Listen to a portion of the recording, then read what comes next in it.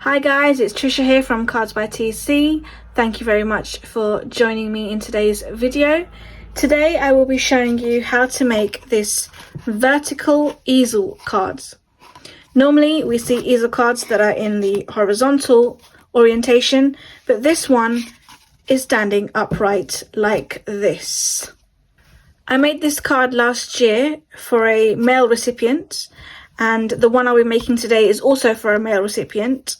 This one was done with the theme of workmanship and tools.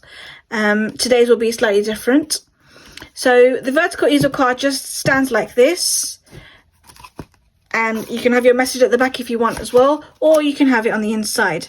Now, because I've already given this card to someone, I've actually had to take it back from them to show you what it looks like. So I've had to cover up the message, but this is pretty much what it is like. And then you have this layer here on slight foam to uplift it a little bit, and that's where the card stops. This card I made was actually made for someone in the family. So I think it's an A5 size, so half of an A4. The one I'm going to be showing you today is a 7x5 size, so it should be easy for you to replicate if you wish. Okay, let's get started. So to start with, you need a 7x5 card base. Now you can get these pre-cut, store-bought, or if you don't have that, you can get a card piece that is 10x7, and you score it in the middle at 5. There is another score to be done. So I'm just going to turn this around. So you've got your 10 inches at the top, scored in half at 5.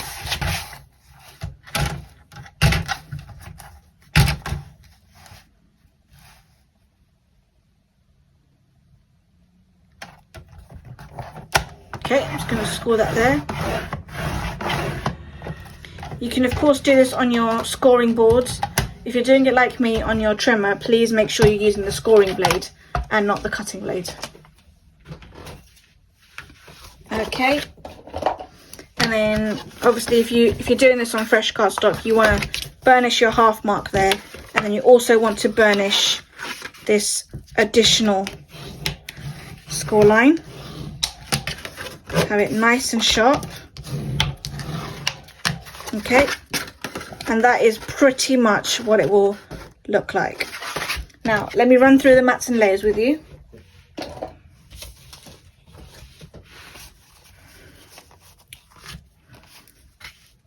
So I've chosen, like with this card, to have an initial matte layer and then have my patterned paper on top. You can choose to have the patterned paper directly onto your card base if that's how you want to do it. I just wanted to bring a little bit of colour into the card. So I've chosen to go with this patterned paper. Now, I actually got this patterned paper from a craft D-stash group. Only recently I found out it's part of the Mr. pack from Papermania. I have tried looking on various sites to try and see if I can get hold of the pack again, because the paper is absolutely fabulous to use for any masculine cards. So I'd really like to get hold of that pack, but unfortunately I can't seem to get through to any sites that will still have this, so I'm guessing the pack is quite old. But if anyone out there knows where I can get hold of this pack, please do drop a comment or email me or drop a message on any one of my social platforms and let me know, because I would really like to get hold of this paper pack. Okay, so I've chosen to use this embossed paper here. Now I got this from the Works, and it's the A4 embossed brights paper stock, with which they're pre-embossed for you. It's £4 a pack. It's 36 sheets in the pack, and it's 200 GSM. So it's not quite lightweight. It's fairly good for a matte layer, but you could also use it as your card front as well if you wanted. Okay.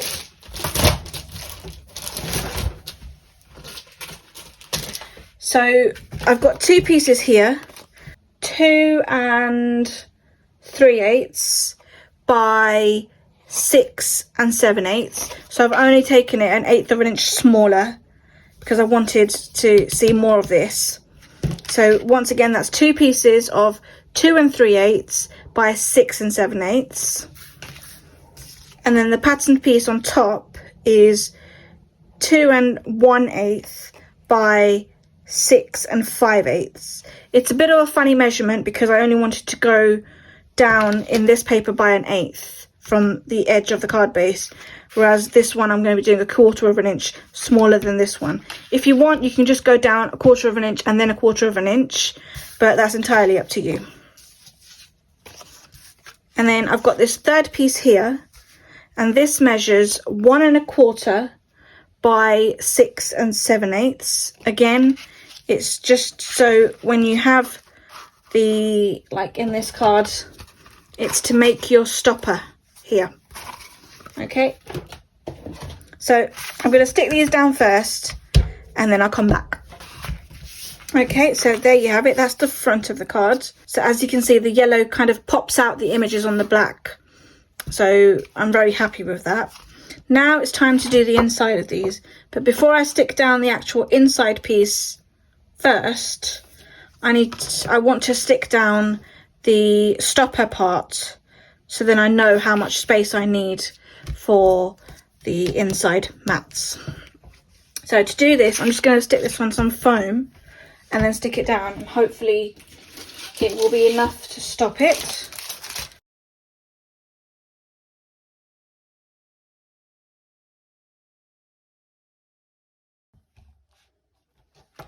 Okay, and then that should hopefully stand up like that. Might not be visible from that angle, but from thereabouts you can see that it's actually stopping it from flopping forward like that. Okay, and then it's time to do the inside. Now if you want, you could have done the main mat piece across the whole of the back here and then have your stopper on top of it. I just wanted to do it a little bit differently. So I've got a piece here that is 3 1/2 by 6 7/8 to go here. And then I've got a white piece here that measures 3 1/2 by 6 5/8. Again, it's a slightly weird measurement, only because I didn't want to leave too much of a gap for the card base. But like I said before, you can easily do this as 6 3/4 and then have this one at 6 1/2. That's entirely up to you. So I'm going to stick these down and then I'll come back.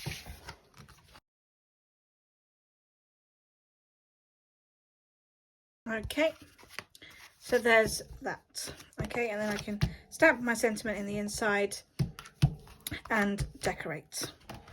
Okay, so for the sentiment, I've got this To a Very Special Guy from it's the Pretty Quick Designs sentiments pack, and it's for the guys. I got this from Craft Stash a couple of years ago actually, so I'm not sure if they're still available. If they are, I'll put a link down below in the description for you. Okay, so I'm going to have To a Very Special Guy there, and then I'm going to have Happy Birthday above it. Now this is a little bit longer than my white piece there, so I'm going to try and stamp it only until that much, and hopefully it should be fine.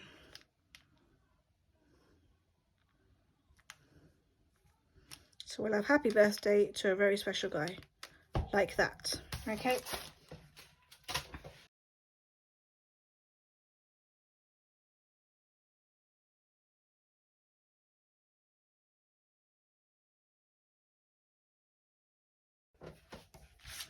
okay, so my sentiment stamped, and that's what the front looks like, and then all that's left is to decorate the stopper panel and at the front here.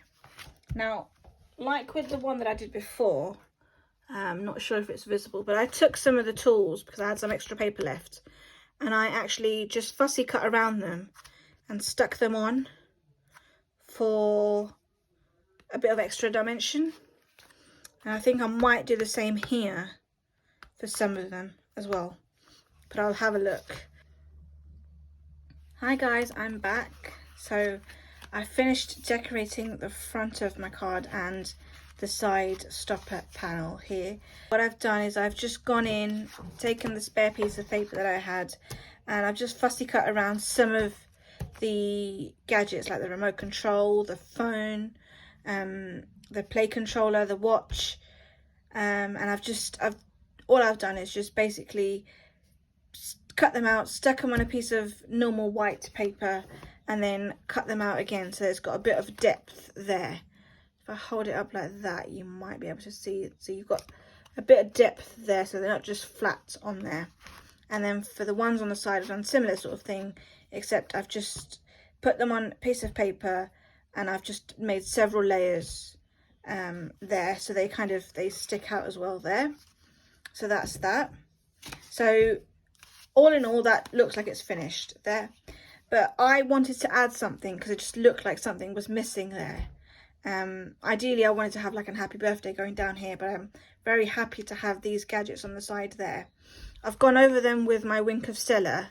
Initially I only went over some of the elements, like the screen there on the laptop and the buttons on the phone, but second glance I thought maybe I should just go over the whole thing and just bring a bit of shimmer to it all.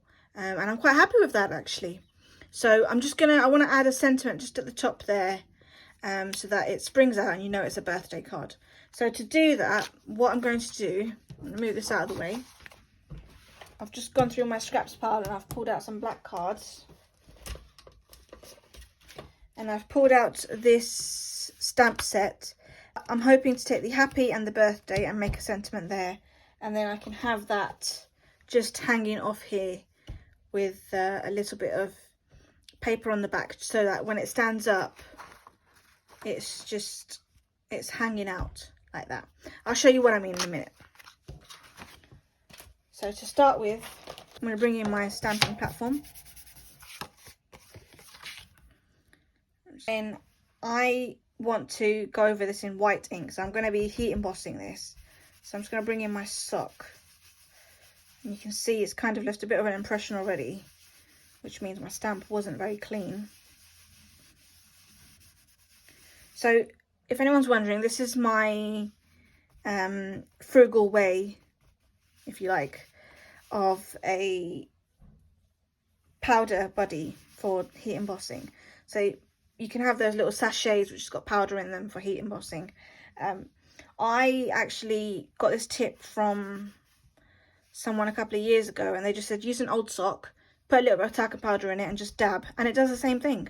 If you haven't got access to this, you can also use the tumble dryer sheets, and that does exactly the same thing as well. It's just to take away any sort of oils that will kind of interfere in the heat embossing.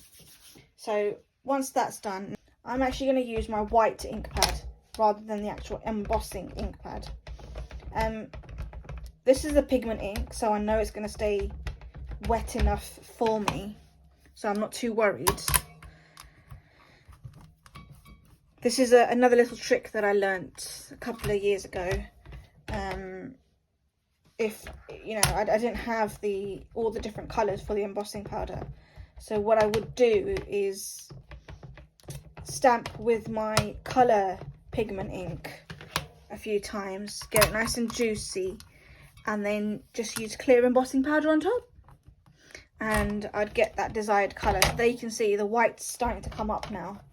I'm just going to do this maybe 1 or 2 more times, get it nice and juicy.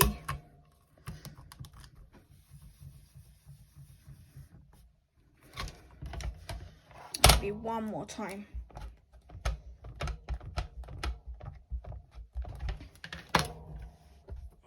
Okay, I'm going to give that some.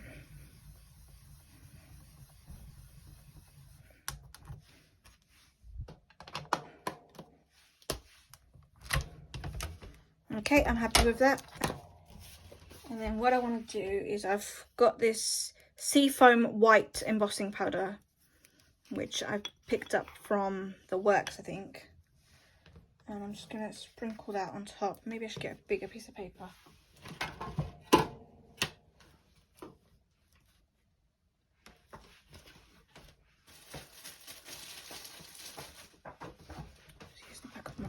card.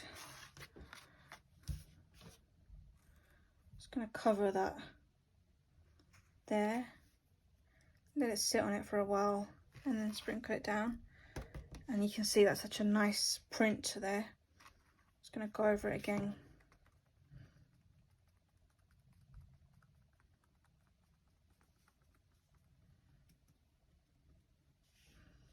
And a little bit more.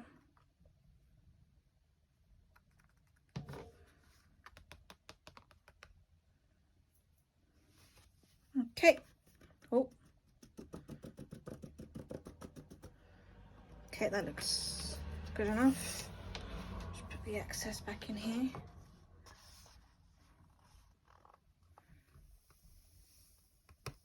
That's the thing I love about heat embossing.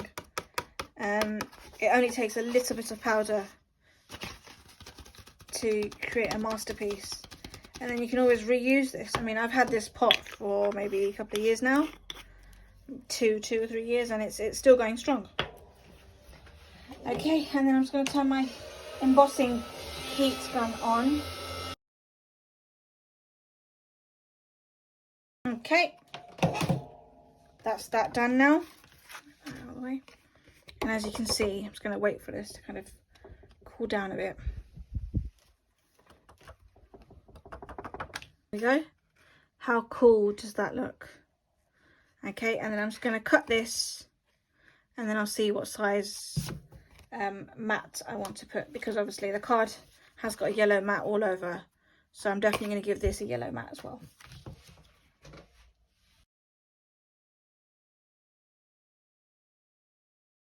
And I'm just eyeballing this, not measuring it at all, just eyeballing a bit of a border on all 4 sides. Okay, and then what I'll do is I'll stick this down and then cut it out. Okay, right, I'm happy with that. If anyone's wondering what this is I'm doing, I'm just, because there's a white back to this, there's a white core to this paper, so I'm just going over the edges with a colour similar to the front, just to eliminate any of the white kind of showing through. It just makes it a little bit more sharp. I didn't have to do it with the black one because it was a black core, so I didn't need to give it a black outline as such. And I've done the same thing with everything that I've used. So when I've gone through this, you can probably see there's a bit of a yellowy orange outline there. So I did it for all of these, and for the pattern paper I went through in a dark grey for them, and I went around the same for all these cutouts because they had a white core. So I've just gone there and just given it a bit more of a sharp look, but this is entirely up to you if you wanted to do that. You don't have to. Okay, once that's done, I can then try and see whereabouts I want this to stand. So I can have it at the top here, I can have it in the middle, I can have it at the bottom. I think I'll go for the middle, and then that way it'll just be like that. Now obviously where I've got a crease there, it's going to be very difficult for me to stick like that. So what you want to do is you want to get a thin strip.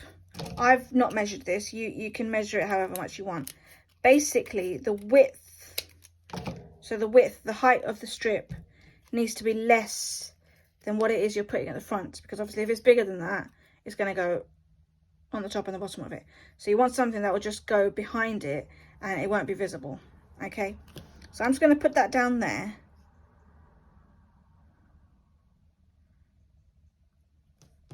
And then I'm going to fold it just a little bit away from the edge there, and the same for the other side, just a little bit away from the edge, not right at the edge. Okay, and once that's done, I'm going to fold this back onto itself.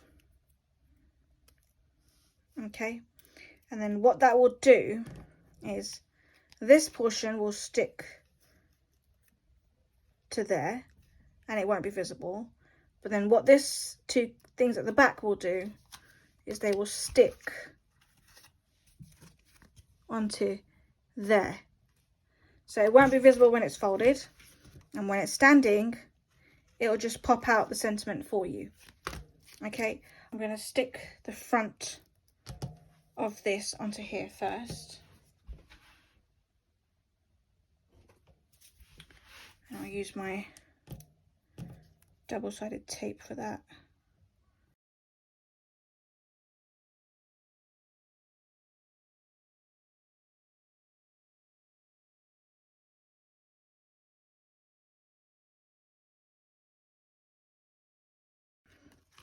I think I want this around here.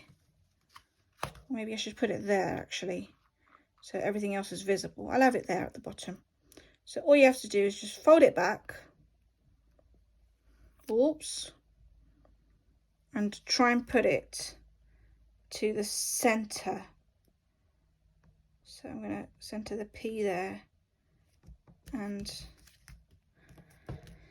give that a moment to stick, and then hopefully when you open it, happy birthday is just rocking there at the front. Okay, how does that look now? Much better, I think. I like it much better like that. And that way I can see all the gadgets as well. They're not covered up by the sentiment. I'm actually quite happy with that. And the sentiment's inside there, and that's sticking in perfectly well. I could have maybe used black paper instead, or the yellow, really. But it's okay, it's not bad. Just gonna crease this a little bit. And just let it kind of sit there like that. There we have it. So that is my 5x7 size vertical easel card. How cool does that look? And then you've got your sentiment inside, easy space to write. Again, like I said, you could have more stuff inside, more patterned paper, and then easily have your message at the back here. That's entirely up to you. Or you could have it like that inside. You could even put some paper here if they wanted to write a bit of a bigger message. It's totally up to you. But I'm happy with that there, like that. Okay, so we have that one there.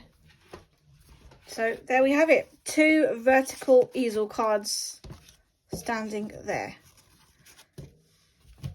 This one was obviously done in the, I think it was an A5 size, so that's 8¼ by just under 6 inches.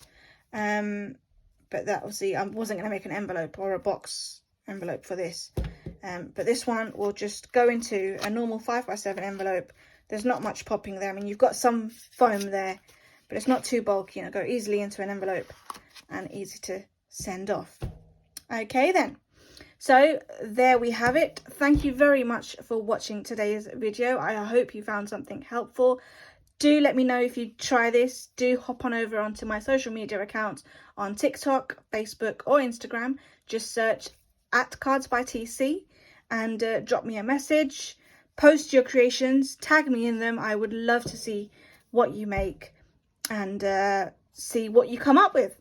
So if you like what I've done, please don't forget to like and do share this with all your friends and family. And if you can drop a comment below on telling me what you liked best and what you would like to see more of. Until next time, see you later. Bye.